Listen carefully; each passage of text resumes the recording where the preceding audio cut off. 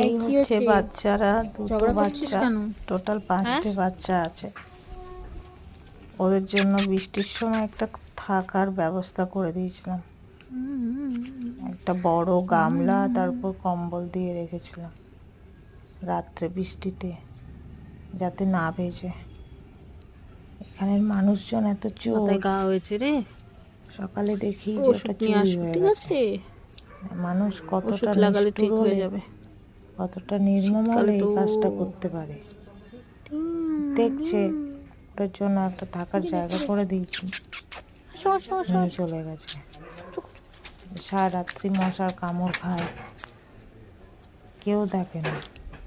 তো কেউ যদি দেখছে, সেটা চুরি করার কি দরকার ছিল সেটা বুঝে উঠতে পারলাম না।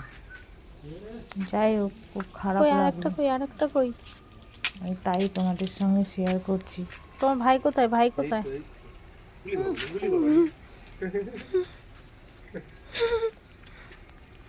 ও ভয় পেয়ে যাচ্ছি তো।